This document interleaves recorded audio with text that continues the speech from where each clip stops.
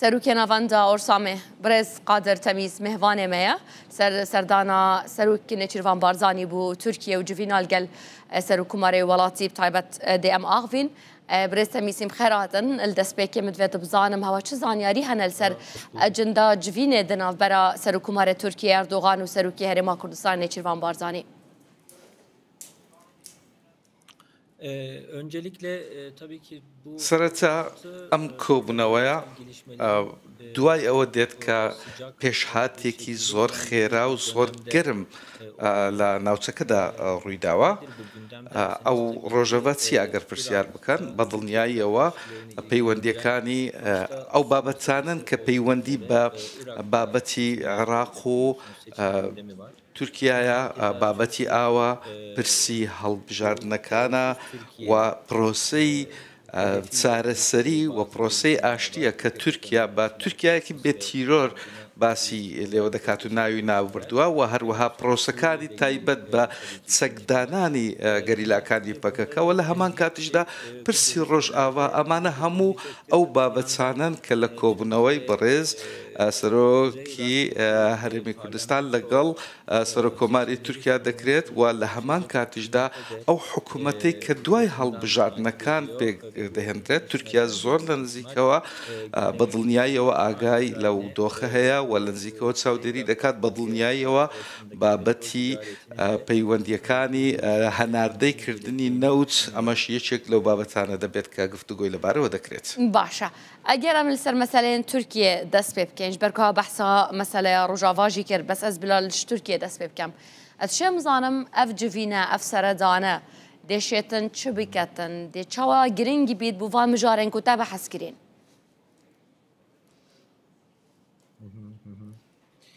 Şimdi öncelikle سەرەتا بەم شێوەیە دەست پێ بکەین تورکیا لە پرۆسەی چارەسەری دەکە بە پرۆسی تورکایەکی بێچیرۆر ناوی بردووە دەیەوێت لە ناوچەکەدا بە هیچ شێوەیەک ئیدی پرۆسەی تیرۆر نەبێت بۆ ئەوەی کە پەیوەندیەکی زۆر گرنگمان هەبێت و باشتر هەبێت لەم چوارچێوەیەدا. ڕێزدار نێچیروان بارزانی یەکێکە لە سەرکردە هەرە ناوازەکان کە توانیویەتی لەم بوارەدا ڕۆڵێکی زۆر کارە بجێڕێت لە هەمان کاتیشدا ئەکتەرێکی یەکجار زۆر گرنگە سیاسەتوانە تورکەکانیش لەسەر ئاستی دەوڵەت ئەمەش باش دەزانن کە چەند کاریگەری هەیە لەسەر دۆخی ناوچەکەدا هەر بۆیە پێیان باشە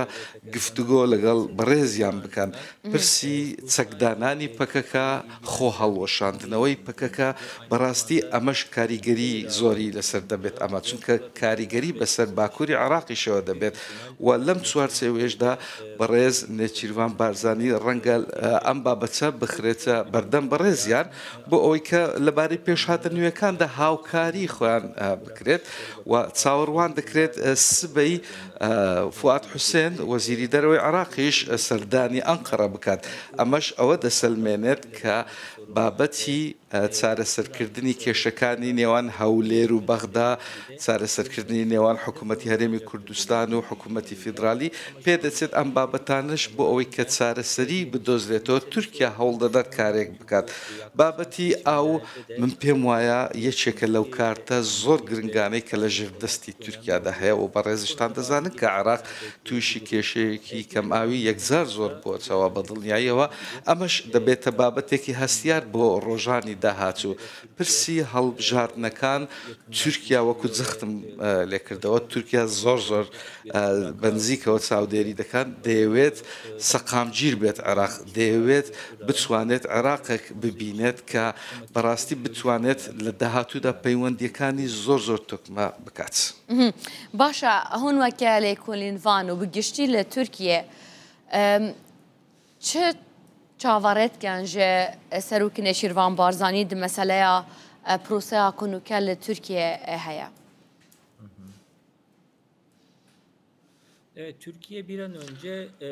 تورکیا دەیەوێت هەنگاوی خێرا بنرێت لەبارەی پرۆسەی چەکدانانی پەکەکە بینیمان کە لە مانجی تەموزدا پرۆسەی سوتاندنی چەک هەبوو تورکیا زۆر مەبەستێتی پرۆسەی چەکدانانی پەکەکە زۆر بە خێرایی بکرێت و لە هەمان کاتیشدا بتوانێت کارێک بکات کە لە زیانی ئەو نەبێتەوە بەهۆی ئەوەی کە خۆشتان دەزان لە ڕۆژهەڵاتی ناوەڕاست بەڕاستی کێشەکان زۆر بۆ نامانەوە ئاگرەکان بگاتە سنوورەکانمان و لە ناو ئاستی پەرلەماندا بینیمان دەتوانین بڵێ ئەو کۆمیسیۆنی کە تایبەت بوو بە پرۆسەی چارەسەری نزیک بۆتۆ لە کۆتایی هێنان بە قۆناغی یەکەمی کارەکاندا هەرچێ بەشداری ئەم کۆبوونەوەی کردبێت پێشنیازی خستۆتە ڕوو بیرروبۆچوونی خستۆتە ڕوو پرۆژەی خستۆتە ڕووە لە هەمان کاتیشدا بیرۆکەکانی دیکەشیان خستۆتە ڕوو ئەمانە هەموو گەڵاڵە دەکرێت و دواتر وەکۆ راپۆرتێک دەبێت و دواتریش دەچێتە قۆناغی دواتری ئەم بابەتە پێمان وایە ئێستا تورکیا مۆدێلێکی نوێی ئاشتی خوازانەی کردووەتە بەر و دەکرێت پێویستی بە هەوڵ و هیمەتی هەموو لایەنێک هەبێت بۆ ئەوی کە پرۆسەکە سەر بکرێت بەڕێز نێچیروان بارزانیش وەکو سەرکردەیەک لە ناو وڵاتێکی دراوسێدا یەکێک لە کارێکدەرە هەرە گرنگەکانە بە تایبەتی دۆستی تورکیاشە و لە هەمان کاتیشدا تورکیا دەوێت ئەو دۆستایەتێتی زیاتر بخۆزێتەوە بۆ ئەوەی کە مۆدێلەکەی خۆی بە دۆستەکەی بگەێنێت بۆ ئەویش هاوکار و هاو ئاهەنگیان بێت بۆ سەرخستنی پرۆسەی چارەسەری و پرۆسەی ئاشتی بە دڵنیاییەوە بەبێ بەڕێز نێچیروان بارزانی بەبێ بەڕێز سیاسەتوان لە باکووری عێراق ناتوانرێت ئەم هەنگاوە بکرێت بە دڵنیاییەوە پێشتریش قسە کراوە و قسەشی لەسەر دەکرێت هەرچەندە تاوەکو ئێستا ڕاگەیەندراوەکی فەرمی لەم بارەوە نەنراوە بەڵام من وەکو لێکۆڵینڤانێک و ئەمە خوێندنەوەکانی من دەبێت بۆ ئەو کۆبوونەوەی کە بەڕێز نێچیروان بارزانی بانک هێشت کراوە بۆ ئەنقەرە بابەتی هەڵبژاردنیش یەکێک لەم بابەتە زۆر گرنگ دەبێت و لە هەمان کاتیشدا چاویشیان لەوەیە کە پەرلەمانی هەرێمی کوردستانیش بتوانن بە زووترین کات حکوومەت پێک بهێنن دانوستاندنەکە جێبەجێکەم بۆ ئەوی کە لە هەولێر حکوومەتێکی نوێ و کابینەیەکی نوێ دابمەزرێت بۆ ئەوەی کە باکووریش وەکو تەواوی عێراق سەقامگیر و ئارام بێت دەهێنە سەر مەسەلەیە هەڵبژاردنەوە پێکینانە حکوومەت بڕێز قادر لێ هەر سەر پرۆسەیە ئاشێ بلێک یان ji bijimiya proseya ku li Tirkiye dibêjneya Tirkiya bêteror yan ya çekdanane. Di yek pirsyara dî jî ke min divêt bizanim dihî di gotara xwe da di axiftinên xwe da Serok Nêçîrvan Barzanî rexne li Qendîlê girtin. Got prose sist prêve çîtin û divêt daxwaziyên û celan bihêne bi cih girin eva ku celan daxwaz ket zêdetir e. Ev ca ev kombûne dê çawa şêtin sûdê û qazancê bigehînîte evê meseleyê.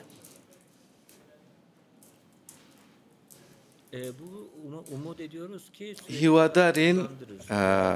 و سیاستوانانی تورکیاش هیوادارن کە پرۆسەکە خێراتر بێت نابێت لەمە زیاتر سست بێت بە گوێرەی چاوەڕوانیەکان دەبوو خێرا بکرێت بەڵام بەداخەوە بە سیستی دەکرێت ئێستا لەم چوارچەوێدا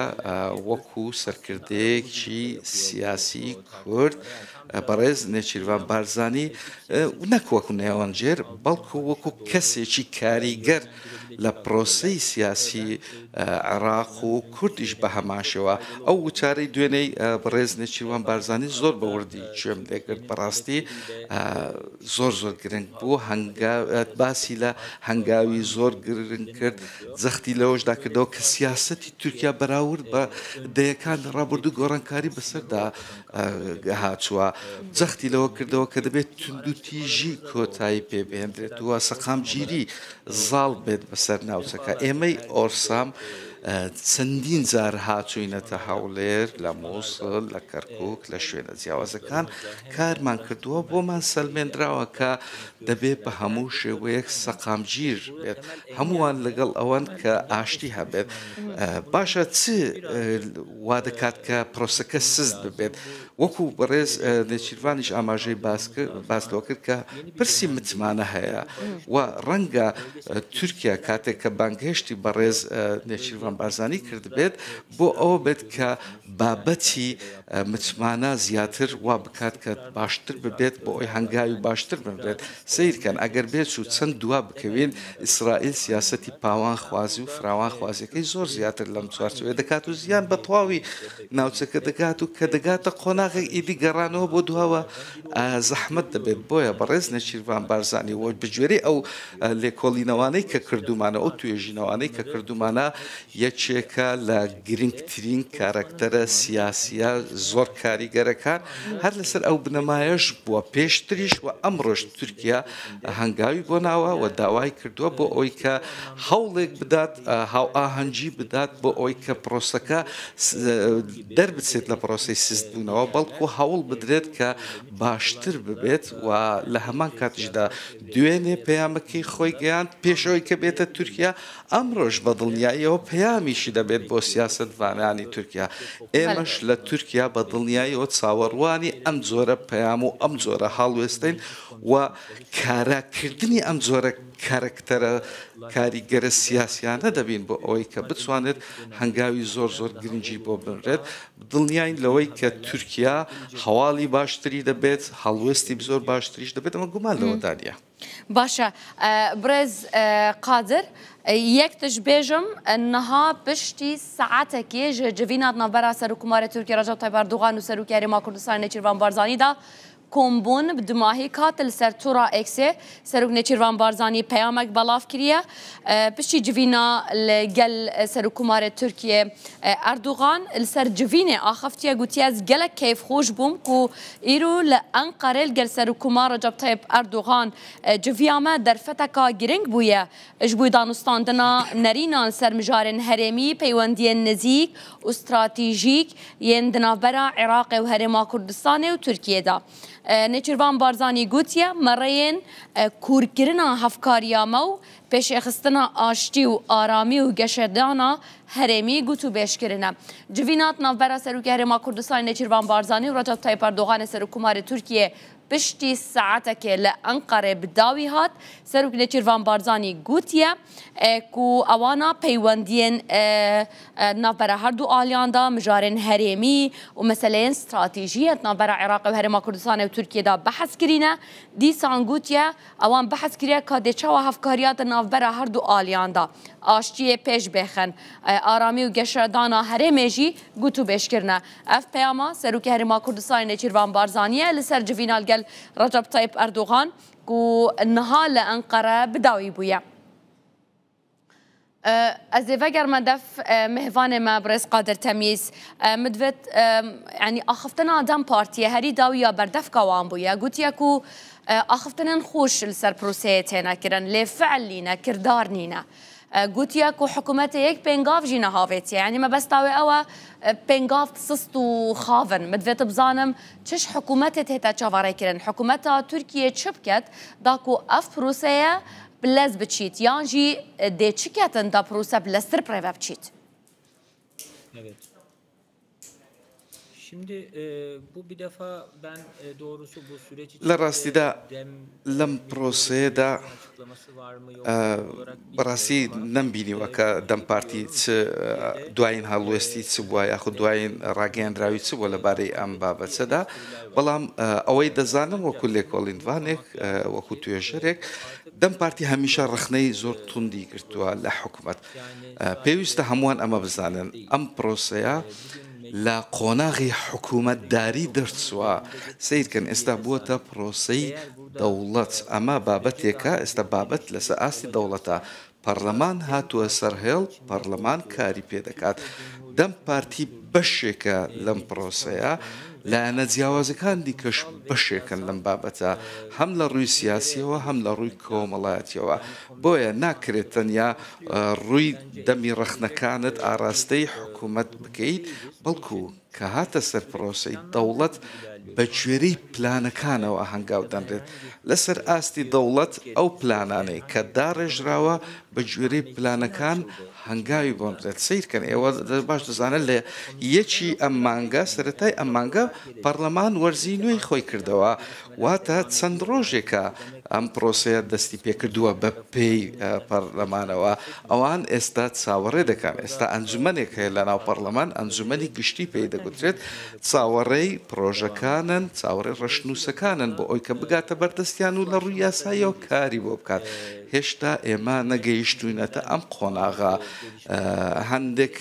ناتوانین تەنیا و تەنیا بڵین تەنیا بەهۆی حکوومەتەوە ئەم کارە نەکرێتەوە نەخێر هەندێک جار ڕەشنووسێک دەگەێنرێتە ڕشنووسی پرۆژە یاساک دەگەێنرێتە پەرلەمان سیر کە خوێندنی یەکەم هەیە خوێندنی دووەم هەیە ڕەنگە ئۆپۆزیسیۆن قبولی نەکات ڕەنگە پێویستی بە دەنگهێنان نەبێت ڕەنگە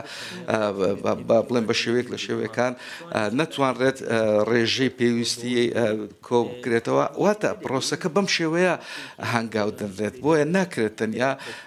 ڕووی ڕمەکانە تەنیا ئاراستەی حکوومەت بکرێتەوە کاتێک کە پرۆسەیەک لەم بارەدا دەکرێت سیرکەن کاتێک کە باس لە ئاشتی دەکەین دوایین ڕاپرسی کە کردومانە یاخود کۆمپانیەکانی دیکە کردویانە چیان داوت وردە چێ لەگەڵ ئەوەیە کە ئاشتی نەبێت نێتەکایەوە دەتوانم بڵێم کەس نییە بڵێت نەخێر من ئاشتیم ناوێت کەواتە بە هەموو شێوەیەکەوە دەبێ ئەم بابەتە بکرێت سیرکەن سیاست لە تورکیات بە چه ئاراستەیەک گۆڕاوە بە چه ئاراستەیەک هەنگاوی بۆنراوە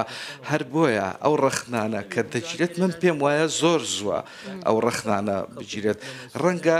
لە بابەتی دیبلۆماسیەت شتێک ڕوودەدات شتێک دەبێت کە بە دڵنیاییەوە ناکرێت هەموو شتێک بخرێتە بەردەم ڕاگەیاندن و میدیاکانەوە وانە ئیدی هەر لەسەر ئەو بنەمایە مەبەستمان لەوەدایە کە هەندێک شت هەیە وا دەکات پرۆسەکە کەمێک سستی بەخۆیەوە ببینێت ڕەنگە لە لای کوردەوە بێت ڕەنگە لە لای دەوڵەتەوە بێت ئیدی هەندێک شت هەیە پێویست بۆ ناکات کە ئێمە بزانین بۆیە بابەتی پرۆسەی چەکدانان پرۆسەی خۆ هەڵوەشاندنەوە زۆر داواکاری کراوە واتە یەک تاکە کەس نییە کە ئەم پرۆسێ بڕێوەبات چەندین ئەکتەر هەیە ئەکتەری ناو دەوڵەتی کۆماری تورکیا هەیە و لە دەرەوەش هەیە ئەو کۆمسیۆنەی کە بۆ چارەسەری دامەزراوە لە ناو پەرلەمان ئەمە لە ماوەی ئەم مانگە یاخود زیاتر لە مانجێک بەڕاستی لە چواردە کۆبنەوەکاندا گوێی لە کەسایەتی زۆر زۆر هەستیار زۆر زۆر گرنگ و بڕیار بەدەست کرد من وەکو توێژەرەوەیەک زۆر زۆر گرنگ دەزانم کە هەنگاوەکان زۆر بە جوانتر دەبێت هاتنی ئەمڕۆی ڕێزدار نێچیروان بارزانی بۆ ئەنقەرەش لە هەمان کاتە پێم وایە هیوایەکی زیاتر دەبەخشێتە پرۆسەکە چونکە دیارە دەوڵەتی تورکیا هەندێک داواکاری لێ دەکات هەندێک شتی ئاراستە دەکات بۆ بەڕێزیان کە بتوانێت هاوکاری دەوڵەت بێت بۆ سەرخستنی پرۆسەکە بە دڵنیایەوە ئەمە هەنگاوێکی زۆر گرنگە چونکە بەڕێز نێچیروان بارزانیش ئاماژەی پێدا لە وتارەکەی دوێنەی دەباسی لەوە کرد کە دیالۆگ و گفتوگۆ باشترین ڕێگەیە بۆ گەیشتن بە ئاشتی هەر بە دڵنیاییەوە ئەمەش وا دەکرێت پێم وایە بەڕێز نێچیروان بارزانی ڕۆلە کاریگەرەکەی خۆی دەخاتە ڕوو باشە گوتوبێژ ناڤەرە تورکیا و ڕۆژئاوادا هەنە ئەوە ئەختنا ئەمریکایە ئەختنا حکومەتە سووریە بخۆژیکەیان وکە جارادی پرۆسە لەسەر ڕۆژئاواتێک چوو وێ جارێژەف مەترسیە هەیە کول سەر هەمان مژارێ پرۆسەتێک بچیت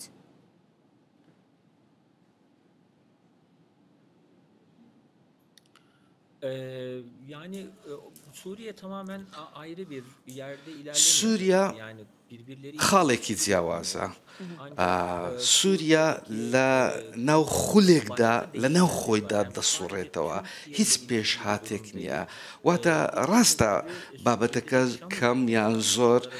پەیوەندی بە تورکیا هەیە بە شێوەیەکی ڕاستەخۆ بە ناڕاستەخۆ ڕاستە حکوومەتێکی نوێ دامەزراوە ڕژێم گۆڕدرا ئەحمەد شەرع بووە سەرۆک و هەنگاوێکی زۆری ناو زۆر بەداخەوە هەڵبژاردنەکەی بەم دواییە کە کرا کورد بەشداری نەکرد ئەمە داخێکی زۆر گەورەیە من وەکو توێژەرێک دەزانم کە چەند مەترسیدارە بەشداری نەکردن ئەمە زۆر دەمانخواست کە نوێنەرەتی کوردیش لەناو ئەم پەرلەمانتارەدا هەبێت دەمانەوێت چونکە تورکیا سیاسەتی گشتی دەرەوەی تورکیا لەگەڵ ئەوەیە سووریایەکی سەقامگیر سووریایەکی ئارام هەمووان یەکگرتو پێکەوە بن هاوڵاتی یەکسان بن گەرانتیە یاسایی و دەستوریەکانیشان بۆ جێبەجێ بکرێت لە ژێر ئاڵای نوێی سووریادا ئەمە سیاسەتی گشتی و دەرەکی بێت تورکیا ناخوازێت جگە لە سوپایەکی یەکگرتو هیچ هێزێکی دیکەی چەکداری هەبێت چونکە ئەمە بە ئاسایی بە مەترسی بۆ سەر ئاسایشی نیشتمانی خۆی دەبینێت هەر بۆیەشە لەم چوارچەوەیەدا گوشارەکانی خۆی دروست دەکات بەڵام ئەو چەکەی کە لە ژێر دەستیان دەبێت سووریەکان خۆیان بڕیار بدەن چۆن ڕێک بکەون چۆن کۆک بن دەبێت میکانیزمێک هەبێت کاتێک کە باس لە کورد دەکەین کاتێک باس لە دیمەشق دەکەین دەبێت بە هەموو شێوەیەکەوە لە دانوستاندنەکان بەخۆیان ئەم بابەتە دەستنیشان بکەن دەبێت یەپەگە و هێزە جیاوازەکان کە لە ژێر چەتری هەسەدەدا کۆبوونەتەوە دەبێ شتێک بکەن بۆ ئەوەی ئەم گوشارە هەڵبستێت دەبێ ڕوویان لە دیمەشق بکەن نابێ ڕویان لە ئاراستەیەکی دیکە بکەن چونکە ئەمە دەبێتە هۆکارێک کە نیگەرانی بۆ دەوڵەت دروست بکات هەم لەسەر ئاستی سووریا هەم لەسەر ئاستی تورکیاش بە هەماشەوە ئێستا سووریا لە قۆناغێکدایە کار دەکات بۆ بنیاتنانی دەوڵەت ئەوان جەخت لەوەدا دەکەنەوە کە دەبێت چەک لە ژێر کۆنتترۆلی دەوڵەت بێت کاتێک کە چەکەکانت وەلانە سیاست زاڵ بێت تورکیا پاڵپشتی ئەمە دەکات تورکیا جەخت لەوە دەکاتەوە کە نایەوێت چی دیکە سەر ئێشەیەک بۆ خۆی دروست بێت بۆ ئەوەی وڵاتێکی دیموکراسی بێت وڵاتێکی سووریاکی سەقامگیر و ئارام بێت و هاوشێوەی هەرێمی کوردستان بێت لە باکووری عێراقدا کە تورکیا پەیوەندیەکی زۆر دۆستانی لەگەڵدا هەیە زۆر لەگەڵی مرتاحە و هیچ کێشەیەکیشی نیە تەنانەت لە پرۆسەی بەرەنگاربوونەوەی داعشدا پێکەوە بوون و تورکیاش لەگەڵیدا هاوکار و هاو ئاهەنگیان بوون بۆیە تورکیا دەیەوێت عێراقێکی بێت تیرۆر سووریاکی بێت تیرۆر ببینێت بۆیە هەر لەم چوارچەوێدا ئەو دیدگا نیشتیمانیەی تورکایە کە دەیەوێت لەم چوارچەوێدا کار بکات بەڕاستی ئیدی دەیەوێت دەوڵەتێک بەهێز بێت نەک کارکتەرە جیاواز و گروپە جیاوازەکانی ناو دەوڵەتێکی دیاری کراودا بەهێز بێت هەر بۆیەشە تورکیا جەخت لەوە دەکاتەوە کە کوردەکانیش ببنە بەشێک لە دەوڵەت ببنە کە بەشێکی کاریگەر ببنە هێزێکی گرنگی ناو ئەم دەوڵەت هەر بۆیە بابەتی سووریا بابەتێکی جیاوازەوەکو باسم کرد بنیاتنانی دەوڵەتە تورکیا دەخوازێت کە کورد ببێتە بەشێک چونکە ئەمە مێژوێکی زۆر گرنگ دەبێت مێژوەکەش بۆ تورکیاش تۆمار دەکرێت کە دەخوازێت کورد ببێتە بەشێکی گرنگ لە دەوڵەتی سووریا وەک چۆن ئێستا کورد ڕۆڵێکی کاریگەری لەناو عێراقدا هەیە لە داڕشتنی سیاسەتی عێراقەوە بە هەمان شێوە دەیەوێت بە هەمان ئاستیشەوە کورد لە سووریا ڕۆلی کاریگەریان هەبێت لە ڕووی کارکتەرە سیاسەتەکانیشەوە دەبینی لەسەر ئاستی کۆمەڵگەی نێودوڵەتیدا زۆربەی زۆری وڵاتان دانیان بە دەسەڵاتەکەی ئەحمەد شەرعداوە بینیمان کە لە نیویۆرک گوچارێکی فەرمیدا و لە چوارچێوەی یاسایی لە چوارچێوەی سیاسیدا بنیاتنانی دەوڵەت کار دەکاتەوە وڵاتان بە ئەوروپا و بە هەموو پێکاتەکان دیکەشەوە کاری لەگەڵ دەکەن و دانی پێدا دەکەن وەک چۆن هەمووان جەخت لەوە دەکەنەوە عێراقی گرتو بێت سووریاش بە هەماشەوە جەخت دەکەنەوە یەکگرتو بێت باشە هەوا گوتی و سەرۆک نێچیروان بارزانی تشێت دێ مەسەلەیدای هاری کار بیتن توشێ بێژەم بەڕێز قادر کە نێچیروان بارزانی سەرۆکی هەرێما کوردستانێت تشێت چ بکەتن کو روج آوا نبیتا آستانگ لهم بر پروسه کل ترکیه با کره کردستان برابچید. Burada tabii ki Türkiye'nin en önemli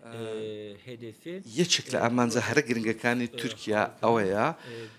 گەلی کورد لەو ناوچە و لەو جوگرافیە کە تێیدا دەژێن ئاوێتە بن لەگەڵ یەکدی شایستەی یەکدی بن بۆ ئەوەی کە دەستکەوتی سیاسی دەستکەوتی کۆمەڵایەتی بەدی بکرێت لەم چوارچێوێدا بەڕێز نەچیروان بارزانی زۆر لە مێژە ئەم سیاسەتە لە هەرێمی کوردستان لە ناو باکووری عێراقدا جێبەجێ کردووە و دەیکات سیرکەن چیروان بارزانی نمونەیەکی زۆر زاڵ و زۆر گرنگە لە ناو هەولێر لە ناو سلێمانیش تەنانەت کەسێکی زۆر قبول کراوە و لە هەمان کاتشدا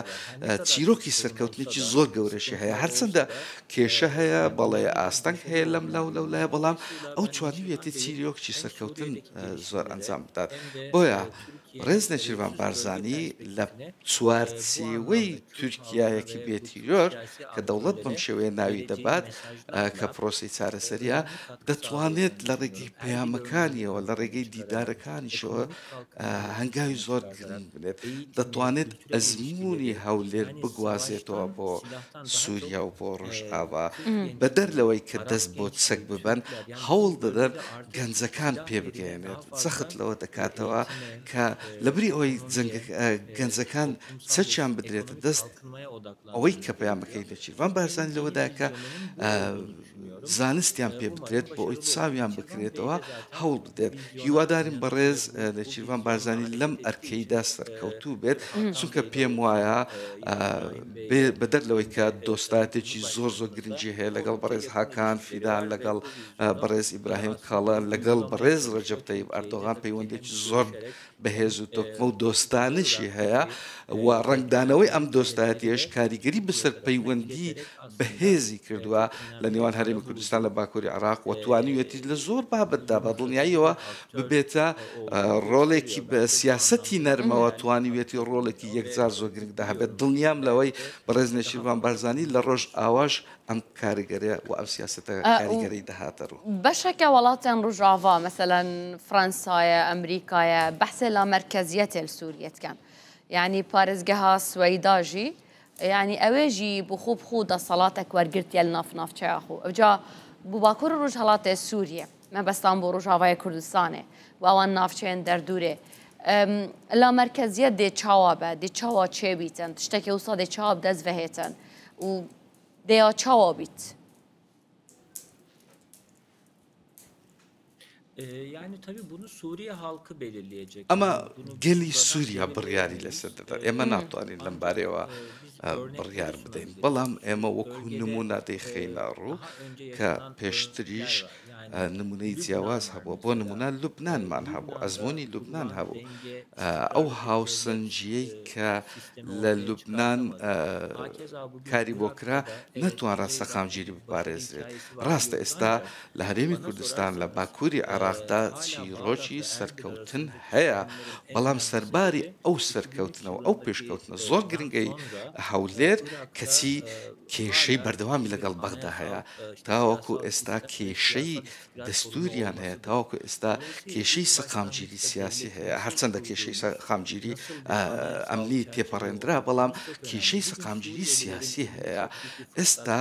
لەژێر دەستی سووریاییەکان دەرفەتێکی زۆر گرنگ و مێژووی هەیە ئێستا لە سەرەتای قۆناغێکن ڕژێم گۆڕدرا سیستەمێک هاتووە ئێستا ئەو سیستەمەی کردێت دەبێ دەستوریێکیان هەبن زۆر گرنگە کە ئەم دەسەڵاتە ئێستا داوا دەکات کە هەموو لایەک بێن بەشدار بن لە داڕشتنەوەی دەستورێکی جێگیر چەسپێنراو و ئەگەر بێت و بابەتی فیدرالیەت باسی لێ بکرێت بەڕای خۆم بۆ چوونی خۆم ئەمە سەرکەوتوو نابێت سنوور لە نێوان خۆیان دابنێن نابێت سنووری سیاسی کۆمەڵایەتی ئابووری هەبێت دەبێت سەرەتا لەگەڵ یەکدی بن دەبێت تێکەڵاوی یەکدی بن دەبێت لە هەموو ڕوەکەوە ئاوێتەی یەکدی بن بۆ ئەوەی هەست بە هاوڵاتی بووم بکەن سەیرکەن ئێستا لە ڕۆژهەڵاتی سووریان نەوتێکی زۆر هەیە بەڵام لە باشوور و لە ناوچەکانی دیکە چۆن نەوتی هیچ نییە باشە ئەگەر لایەنێک دەوڵەمەند بێت لاکەی دیکە هەژار بێت چۆن ئەمە دەکرێت نەخێر هەمووان لە هەر چوار پارچەی سووریادا پێویست پێویستیان بەوەیە کە پێکەوە بن کار بن. ڕاستە باسی لازقیەت کرد، باسی ناوچە کوردیەکانت کرد، باس لە سوەیدا کرد. ڕاستە دەکرێت لە ڕووی کارجێڕیەوە نەوەکو لە ڕووی سیاسیەوە، تەنیا لە ڕووی کارجێڕیەوە دەکرێت کارجێڕێکی خۆزێیان هەبێت، فیدرالیان هەبێت. بۆ نمونە سیرکەن لە تورکیا ئەگەر نمونە بهێنینەوە، کورد ئێستا ئەو دەرفەتەی هەیە کە بە زمانی کوردی بخوێنێت و هەنگاو بنێت و فێرە زمانی کوردی بێت و زمانی کوردی زیاتر بەکاربهێنێت. دوای ئەوەی کە کێشێکی یەکجار زۆر هەبوو لە قەدەغەکردنی زمانەکە، ئێستا کراوەیەک هەیە. بۆیە پێش ئەوەی کە ئەم سنوورە کۆمەڵاتی و ئابووریە و معنەویە دابدرێت، پێویستە سەرەتا ئەمانە پێکەوە بن. دواتر گەلی سووریا خۆیان بڕیار لەسەردا دەبێت و ئەوانش لەم چوارچێوە دەتوانن کار بکەین. ئێمە کاتێک کە قسە دەکەین لەم بارەیەوە بڕیار بەدەستین. ئێمە تەنیا ئێمە پێشنیاز دەخەینە ڕوو، بیر و بۆچوونەکانی خۆمان دەخەینە ڕوو، توێژنەکانی خۆمان دەخەنە ڕوو. لە کۆتاییدا سیاسەتوانانی سووریا،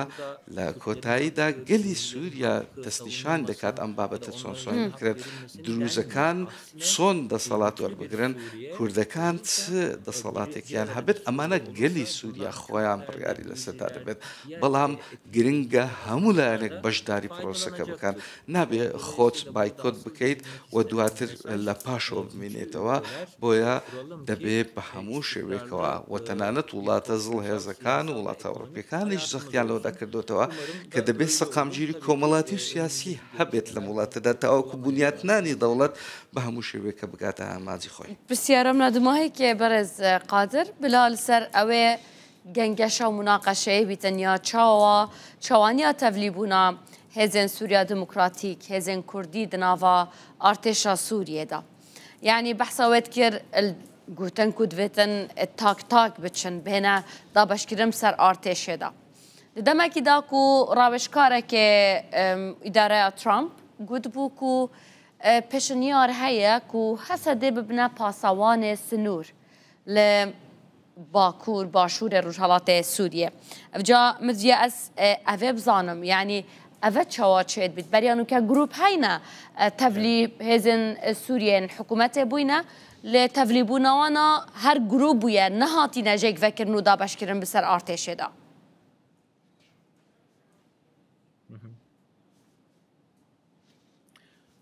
Evet, haklısınız. بەڵێ زۆر ڕاست دەکەن. بابەتێکی گرنگتان وەڕۆژاند. لە ڕاستیدا ئەمە وەڵامێکی زۆر دوور و درێژی هەیە، بەڵام دەمەوێت بە پوختی باسی لێەوە بکەم. ئەم بابەتە دەبێت بە هەموو شێوەیەکەوە سەقامگیری ئەمنی بسەپێندرێت، وەک چۆن دوای گۆڕانکاری ڕژێم زۆر شت گۆڕدرا، ئێستا کێشەی ئەمنیش ڕوویداوە. هەوڵێک هەیە بۆ ئەوەی کە بتوانێت چەک کۆ بکرێتەوە لە ژێر چەتری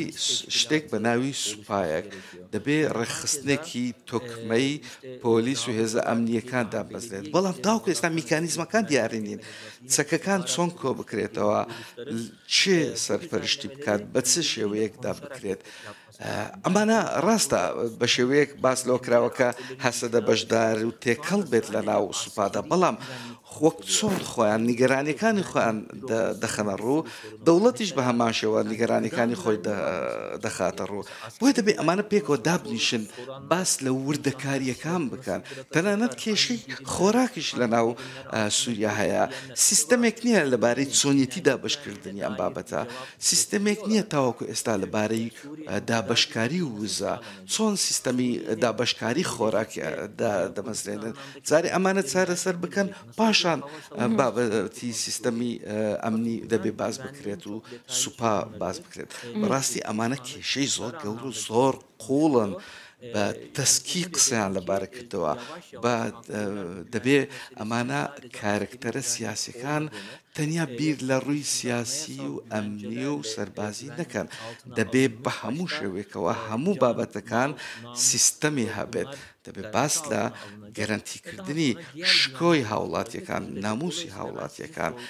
بابەتی هاوڵاتیەکان زۆر شت هەیە بۆیە من دەتوانم وەڵامێکی زۆر دوور و درێژت پێ بدەم بەڵام